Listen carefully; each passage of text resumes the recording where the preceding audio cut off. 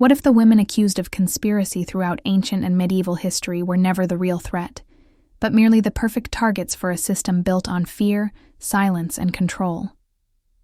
This question alone is enough to unsettle anyone who dares to look beyond the official chronicles. Because when you start peeling back the layers, you discover a world where the violence inflicted on these women was not only extreme, but intentionally erased to protect the reputations of those in power. And this silence, repeated across centuries, became a weapon as sharp as any blade.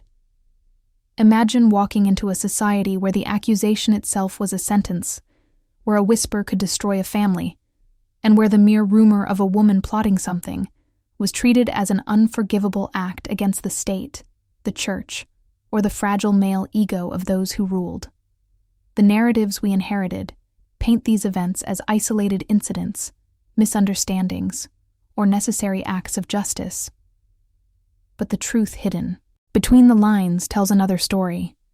It reveals a pattern, a deliberate strategy to eliminate women who disturb the structure of obedience, women whose intelligence, independence, or influence threatened the order of empires. In this world, fear was currency, and accusing a woman of conspiracy was a political tool. Once marked, she was stripped not only of her dignity, but of her identity. She became a symbol, a warning, a cautionary tale to the rest. And what happened behind closed doors, in chambers no historical record dared to fully describe, was far worse than the legends suggest. These women faced interrogations designed not to uncover facts, but to produce convenient confessions. Their pain was used as evidence. Their silence was taken as guilt. Their resistance was twisted into proof of hidden plots. You might think these stories belong to a distant era, but understanding how these accusations worked is essential to grasp the depth of historical manipulation. Many of these women were not rebels, traitors, or masterminds, but victims of systems terrified of losing control. And the more we uncover, the more we see how calculated this violence really was. You already felt something familiar while hearing this, did you not? Have you ever wondered how many truths were buried simply because they threatened someone's power? If this is stirring something in you, tell me in the comments what your first reaction was. And before we continue, make sure to like the video and check if you are subscribed, because what you are about to uncover might challenge everything you believed about this period. This understanding will help you follow the rest of the story, and your engagement helps this content reach more people who also need to know what really happened. Now hold on to this thread, because it leads somewhere even darker, and we are just beginning. As you hold on to that thread from before, the picture becomes clearer when we step further back into the foundations of the ancient world. Long before the medieval courts, long before the inquisitorial chambers, societies were already shaping a narrative that framed women as potential threats to stability. This fear was not born overnight. It was carefully crafted across generations, woven into stories, rituals, and laws that defined who could be trusted and who should remain watched.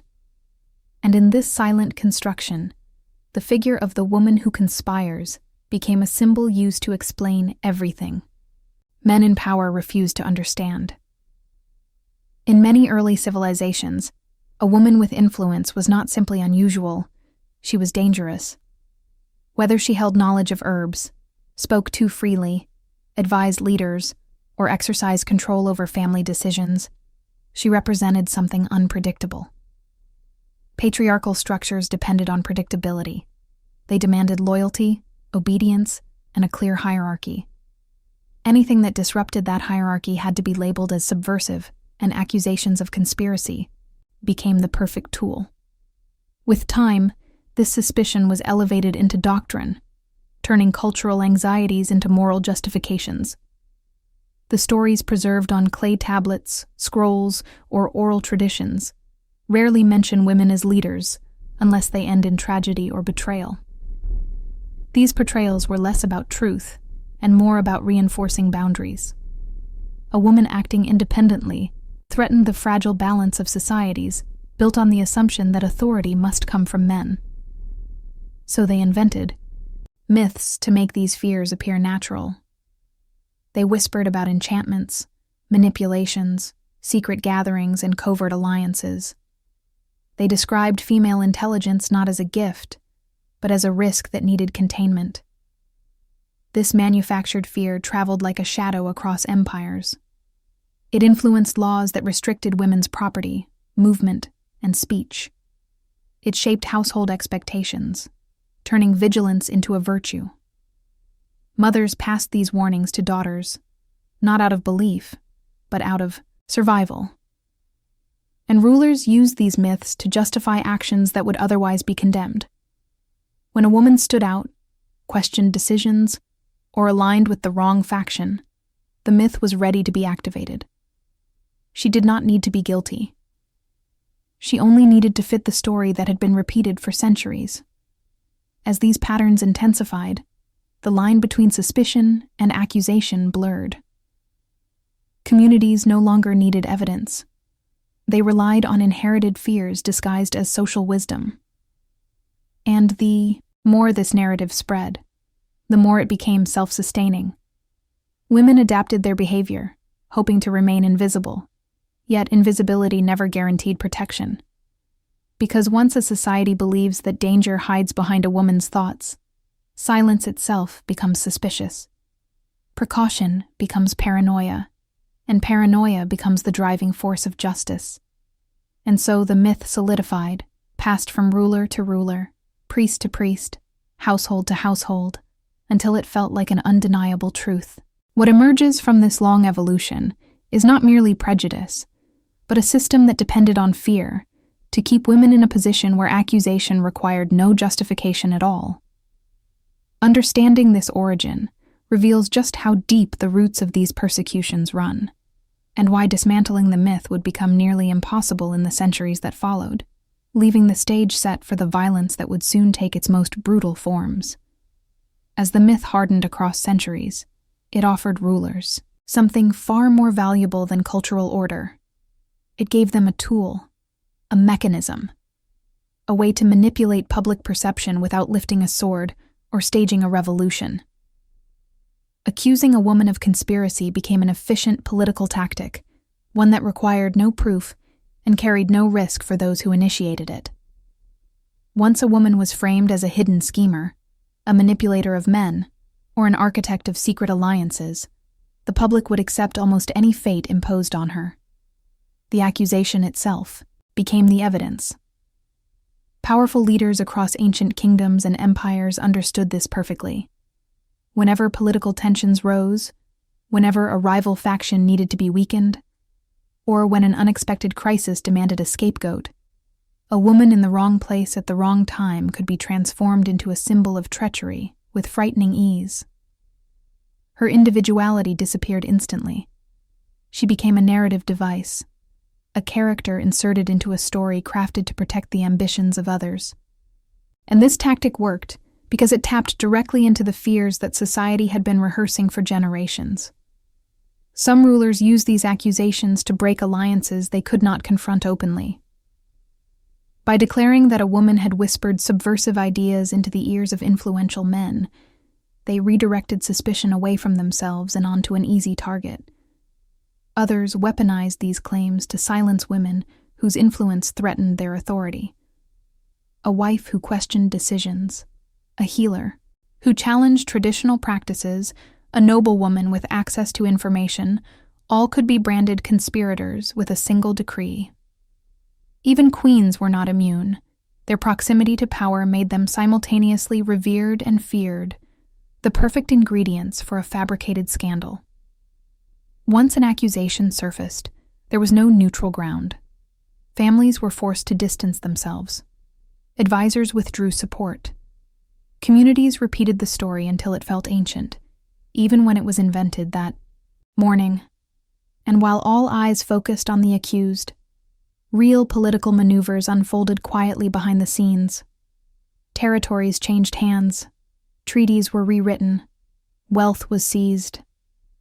The fall of a woman distracted the masses while the powerful rearranged their world to their benefit. What makes this mechanism even more sinister is how willingly societies embraced it. Instead of questioning why these accusations always targeted women, people accepted the narrative as confirmation of their deepest fears. Leaders did not need to fabricate elaborate plots. They only had to nudge existing beliefs.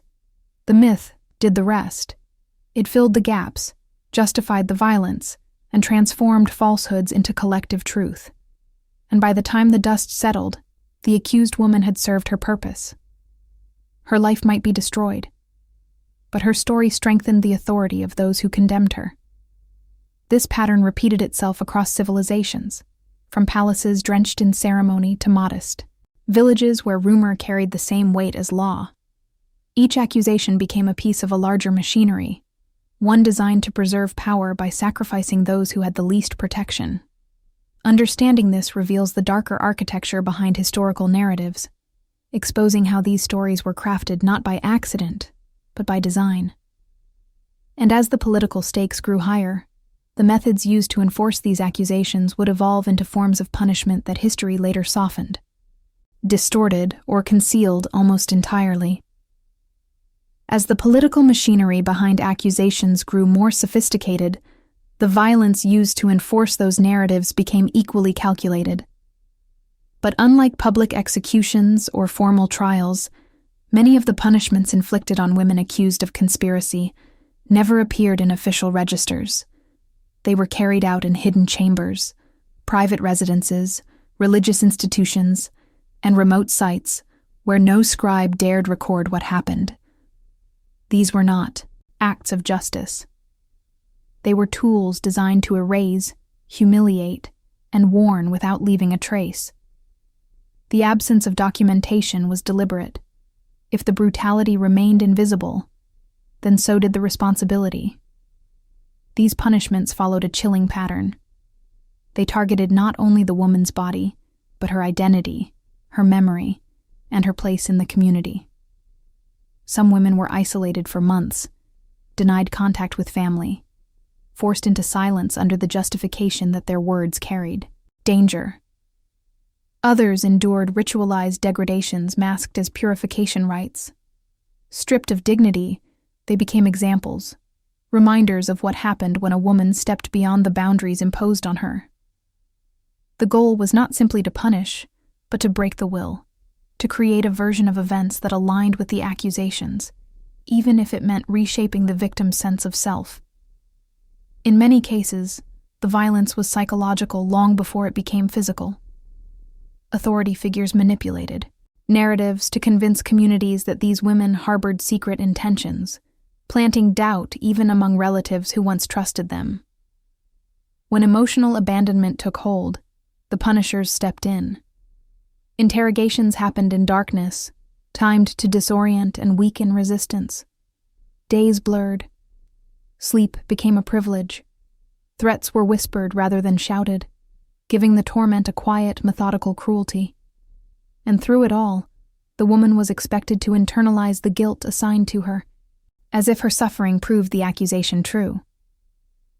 Physical punishments varied depending on the region, the political climate, or the whims of those in charge. Some were symbolic, meant to mark a woman permanently as untrustworthy. Others left no trace on the surface but inflicted long-term harm. What connected them was the intention to ensure no testimony could contradict the official narrative. A woman who resisted too effectively became a risk. A woman who maintained her innocence threatened the stability of the lie. So the punishments were shaped to silence without spectacle, to destroy without witnesses, allowing leaders to continue presenting themselves as protectors of order. And history absorbed this silence. Chronicles reduced these women to stereotypes. Documents omitted the darker details. Future generations believed justice had been served because the violence was hidden deep enough to seem non-existent. Yet the terror experienced by these women was as real as any execution, carried out in public squares. Their stories did not disappear because they lacked importance, but because they exposed the fragility of the systems that condemned them. The erasure was intentional, a final layer of punishment that lasted long after their voices were gone. If something in this silent cruelty resonates with you, Tell me in the comments what part of this erased violence you imagine was the hardest to endure. Your words adjudam a manter viva a memoria desses historias que quasi ninguém ousa mencionar. Once accusations gained momentum and invisible punishments had weakened the accused, the next stage of control was far more insidious. Societies that feared the power of a woman's mind developed methods to frame her body as the ultimate proof of guilt. This shift did not happen out of ignorance. It was a calculated transformation of justice into a spectacle where the victim became both the accused and the supposed evidence. Her body was treated not as a human form, but as an artifact to be interpreted, manipulated, and displayed according to the needs of those in power. These rituals and examinations varied across cultures, but the logic behind them remained disturbingly consistent. A mark, a bruise, a birth defect, or even a scar from childhood could be reframed as a sign of hidden intention. Priests, judges, and self-proclaimed experts declared that conspirators carried physical traces of their treachery, turning natural features into symbols of guilt.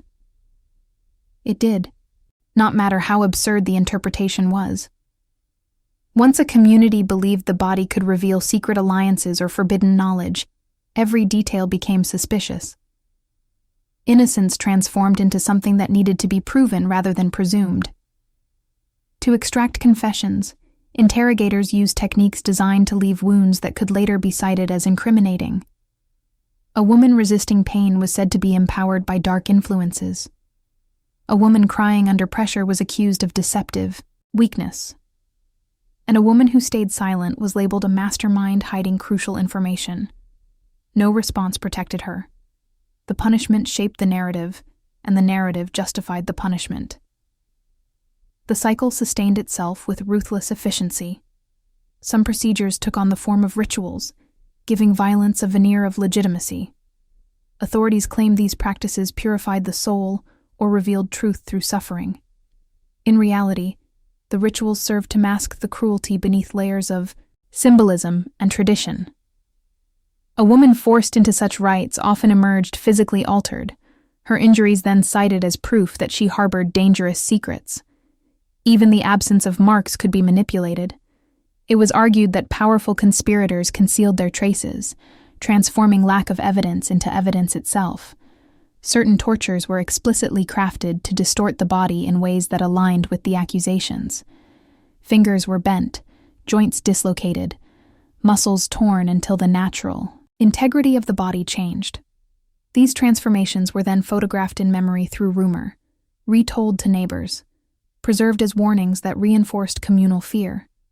A woman's suffering became a story passed from generation to generation, stripped of context and weaponized as caution against challenging authority. Her pain was no longer hers. It became a political tool. What makes this even more disturbing is how ordinary people participated. Some believed they were upholding justice. Others obeyed out of fear. But many acted because these rituals provided a sense of order in a world full of uncertainty. By treating the body as a vessel of truth, societies avoided confronting the real machinery of power working behind the scenes. They accepted a system that replaced evidence with interpretation, and interpretation with violence. And as the centuries passed, these practices became embedded so deeply in cultural memory that questioning them felt like questioning the foundation of justice itself. The consequences of this thinking extended far beyond the interrogation room. Once a woman's body became synonymous with guilt, no amount of innocence could save her. And this belief, born from fear and sustained by brutality, would shape the tragedies that continued to unfold in the centuries that followed, preparing the ground for even more devastating injustices that official records would later disguise or soften. As these violent structures tightened their grip, a few stories managed to slip through the cracks of censorship. These were the accounts of women whose lives collided directly with the ambitions of empires, women whose experiences make it impossible to accept the sanitized version of history. Their stories reveal not isolated tragedies, but deliberate strategies used by rulers to maintain control. and each case exposes the same mechanism. Identify a woman who disrupts the balance, accuse her of conspiracy, and let the narrative consume her before the truth has any chance to surface. Consider the figure of a noblewoman whose family lineage posed a threat to those seeking to consolidate power. Her education, her political connections, and the respect she commanded within her community made her influence inconvenient. To neutralize her presence, rival factions crafted a rumor that she had been corresponding with foreign forces. No letters were ever found, yet her proximity to political discussions was enough to transform her into a suspect. The accusation spread faster than any evidence could. Within weeks, her social circle dissolved, and the empire seized the opportunity to confiscate her lands. She disappeared shortly afterward, her story reduced to a footnote written by those who benefited from her downfall. Another case involved a healer in a remote province. Her knowledge of plants and remedies made her essential to the survival of her community, but it also drew suspicion from authorities who viewed independent female expertise as dangerous. When a military commander fell ill shortly after refusing her counsel, she became the perfect scapegoat. Officials claimed she had poisoned him as part of a hidden plot. The community, pressured and afraid, complied with the narrative. Her tools were confiscated, her patients interrogated, and her reputation destroyed in a matter of days. The commander eventually recovered, but the damage was irreversible. The healer was exiled under accusations that never required validation. There were also women within royal courts whose intelligence posed a threat simply by existing. Advisors feared their insight, kings feared their influence, and rival political groups feared the alliances they could forge behind closed doors. One such woman, known for her strategic thinking, was accused of manipulating key decisions during a succession crisis. Instead of addressing the political tensions directly, leaders allowed the accusation to evolve into a larger conspiracy theory. Servants were questioned, rooms were searched, and eventually she was blamed for a conflict she had no authority to prevent. Her trial was less about uncovering truth and more about distracting the public from the failures of the ruling class. These stories, though separated by geography and era, reveal a striking pattern.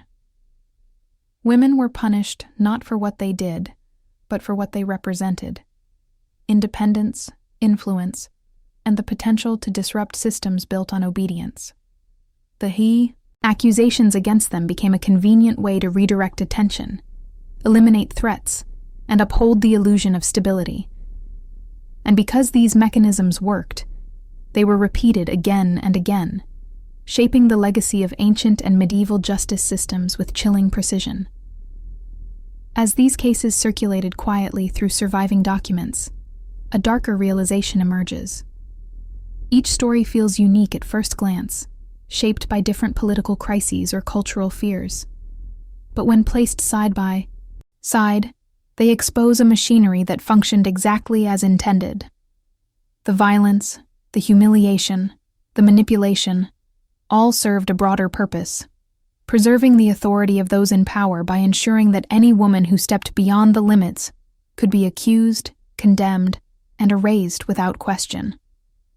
And this system, once perfected, would only grow more institutionalized in the centuries that followed, becoming a cornerstone of the oppressive structures that defined the medieval world. As these cases multiplied, the violence no longer depended solely on individual rulers or local authorities. It became institutional, a system, a machinery so vast and interconnected that no woman accused of conspiracy could escape its reach. Empires refined the political utility of accusations, but it was the alliance between religious institutions, judicial authorities, and administrative courts that transformed repression into a permanent structure. Once these institutions aligned, the persecution of women became self-sustaining, absorbing every cultural fear, every political crisis, every superstition, and converting them into justification for brutality. Churches played a decisive role in shaping this machinery. By framing disobedience or unusual behavior as signs of moral corruption, They provided ideological validation for punishments that would otherwise seem excessive. Leaders preached that some women were spiritually dangerous, capable of influencing men toward disobedience or destabilizing entire communities through hidden persuasion. These claims merged seamlessly with existing political fears, creating a narrative where accusing a woman of conspiracy served both divine and imperial interests. The institutional message was simple and terrifying. Questioning the accusation meant questioning the moral order itself. Judicial courts, for their part, developed procedures that appeared objective, but were anything but. Many trials operated under principles that assumed guilt from the outset. Hearings were conducted in secret, records were edited or destroyed, and confessions extracted under duress were treated as definitive truth. The courts became factories of legitimacy, producing verdicts that matched the expectations of religious and political leaders. Women rarely saw their accusers. They rarely understood the charges. And by the time the process concluded, the narrative was so tightly controlled that no one could intervene without risking being drawn into the same machinery. Administrative officials ensured that even ordinary communities became part of this system. Through letters, decrees, and local mandates, they spread instructions on how to identify suspicious women, what signs to report, and how to isolate anyone whose behavior deviated from cultural expectations. This transformed entire populations into participants. Neighbors monitored one another. Families silenced daughters out of fear. Whispers replaced evidence, and the machine expanded with every unchallenged accusation. What makes this institutional structure even more chilling is how efficiently it protected itself. When abuses surfaced, leaders redirected blame onto individuals rather than acknowledging the system's cruelty. If a woman died under interrogation, officials claimed she succumbed to her own guilt. If records contradicted each other, scribes revised them. If communities questioned the harshness of punishments, authorities warned that leniency risked inviting moral chaos. And so the machinery endured, insulated from accountability by centuries of ritual, doctrine, and bureaucracy. Over time, these institutions succeeded not only in punishing women, but in shaping the very memory of their existence. They curated which stories survived and which vanished. They filtered testimonies, censored doubts, and crafted chronicles that portrayed their actions as necessary sacrifices for the stability of the world. Historical records became extensions of the machinery, preserving only what served the institutional narrative. The atrocities, the hidden chambers, the extracted confessions, the ruined lives, all faded behind the polished facade of law and faith.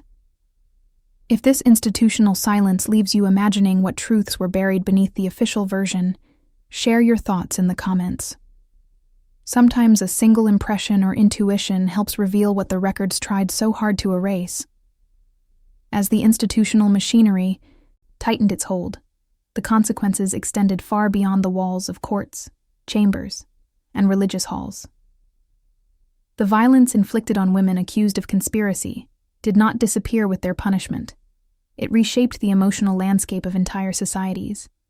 Every accusation, every whispered rumor, every disappearance etched itself into the collective memory of communities, altering how women navigated daily life. Fear became an invisible boundary, a force that dictated behavior, limited ambition, and defined what it meant to survive in a world where suspicion could destroy everything. Young girls grew up hearing stories of women whose fate served as warnings. These tales were passed down not through official texts, but through hushed conversations between mothers and daughters, whispered late at night when the rest of the household slept. They were not meant to frighten, yet they carried the unmistakable weight of caution. Do not attract attention. Do not appear too confident. Do not speak too loudly. Do not question authority. Each instruction reflected generations of trauma internalized and repeated in the hope of protecting the next generation. And so the cycle of silence continued. Men, too, absorbed these stories, but in ways that reinforced the power structures already in place. They learned that women who defied expectations were dangerous, unpredictable, or morally suspect. Even those who doubted the legitimacy of accusations often felt powerless to challenge them, fearing that defending an accused woman meant risking their own safety. Over time, this collective hesitation allowed oppressive systems to flourish without resistance. Entire communities adapted their behavior to avoid drawing attention, sacrificing individuality for the illusion of stability. The psychological toll on women was profound. Living under constant threat of suspicion meant policing one's own emotions, movements, and relationships. A simple disagreement could be reframed as insubordination. Intelligence could be misconstrued as manipulation. Compassion could be portrayed as alliance with the wrong people. Women learned to fragment themselves, showing only the parts of their identity that seemed harmless or socially acceptable. The rest remained hidden, protected not out of shame, but out of fear that the world would twist their intentions into something dangerous. This fear transformed social structures as well. Communities became adept at distancing themselves from accused women, sometimes even before any official action was taken. Friendships dissolved overnight. Families separated themselves to avoid collective punishment. Once a woman was suspected of conspiracy, she became symbol rather than person, carrying the weight of fears that were older than she could possibly understand. And as her identity eroded in the eyes of her community, so too did the shared bonds that once held society together. Even after the machinery delivered its final punishment, the residue of fear lingered. Women grew cautious not only of authority, but of one another, unsure who might repeat a rumor, misinterpret a gesture, or reveal a private thought in a moment of pressure. Suspicion became a quiet presence in daily life, shaping interactions in market squares, religious gatherings, and family homes. What began as a political tool eventually rewired the very psychology of entire populations, embedding trauma so deeply that future generations inherited caution without ever learning its origins. This social transformation had long-term consequences.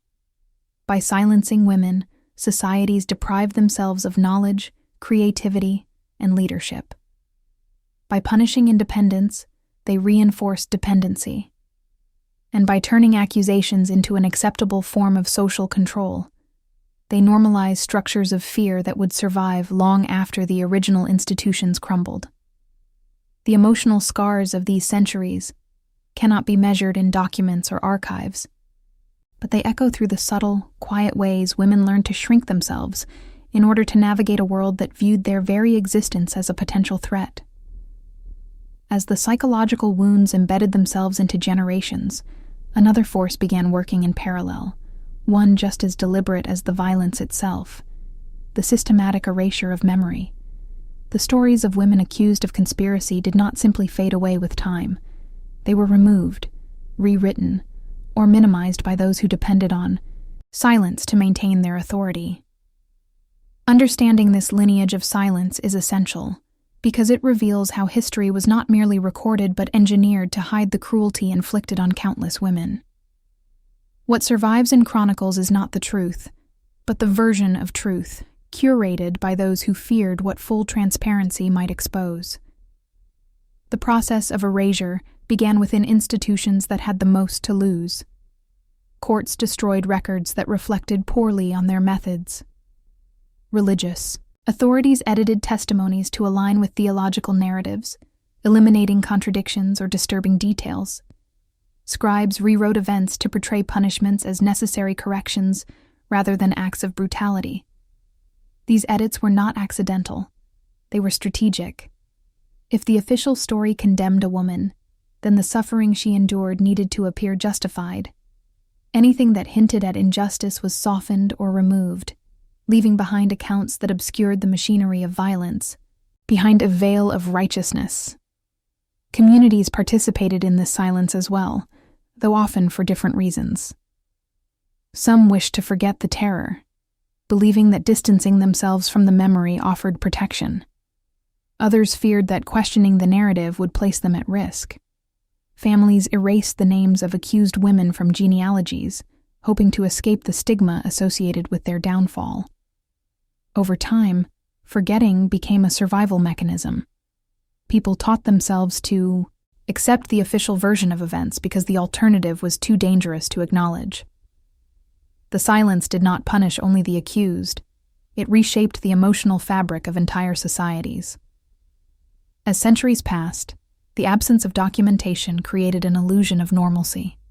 Scholars reading surviving records encountered only fragments, stripped of context and meaning. Without testimony from the women themselves, without accounts from witnesses allowed to speak openly, the historical narrative tilted heavily toward the perspectives of those who orchestrated the persecution. This imbalance became embedded in the way history was taught, repeated, and interpreted. Generations grew up believing that accusations were rare, isolated, or justified, unaware that countless stories had been erased long before they could be recorded.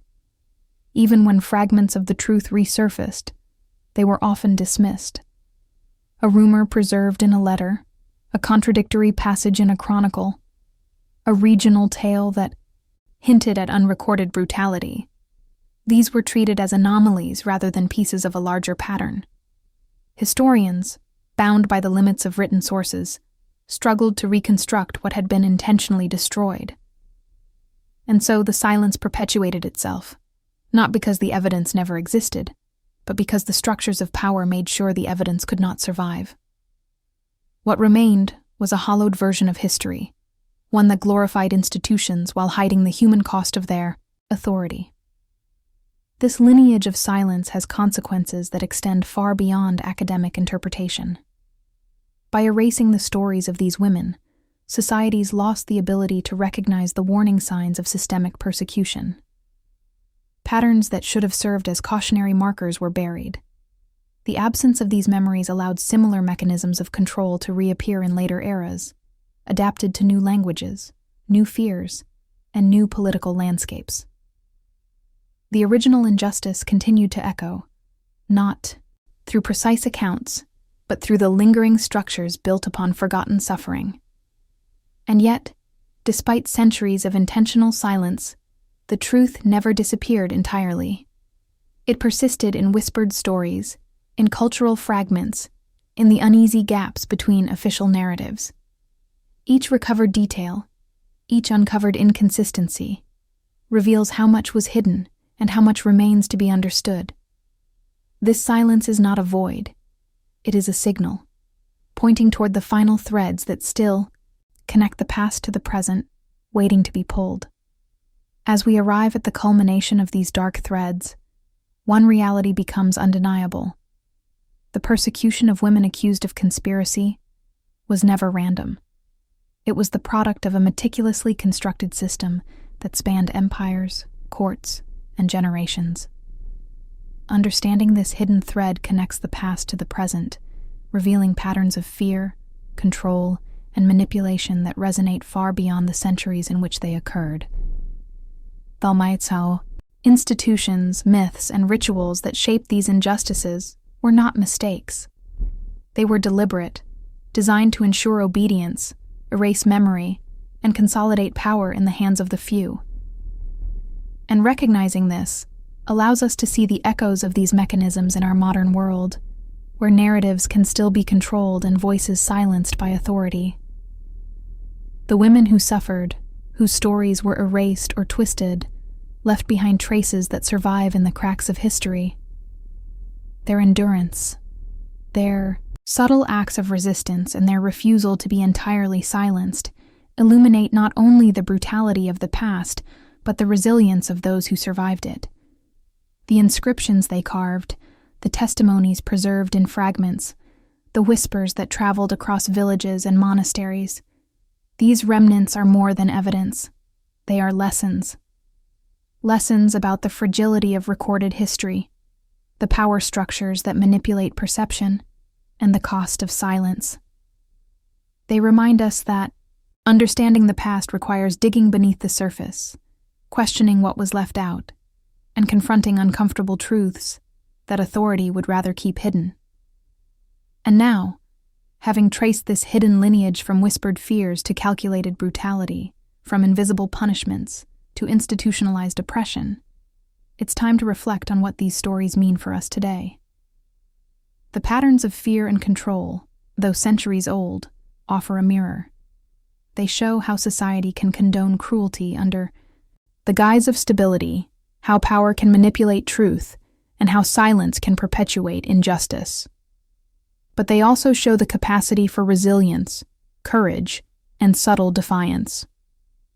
The lessons of history are not only about horror, they are about awareness, vigilance, and the importance of questioning narratives that seem absolute. If you followed this journey and felt the weight of these stories, I encourage you to engage. Leave a comment below, sharing what part of these hidden truths struck you the most, or which lesson resonates with your understanding of history. Your thoughts contribute to keeping these voices alive. And if you haven't already, make sure to subscribe, because uncovering these concealed chapters is only possible with a community willing to challenge what history presents as final. Hit the like button if this exploration opened your eyes, and remember, there's always more beneath the surface. Another video waits that dives even deeper into the unseen forces that shaped our past. Click and continue the journey. The story does not end here, and understanding it fully depends on following each thread as it unravels.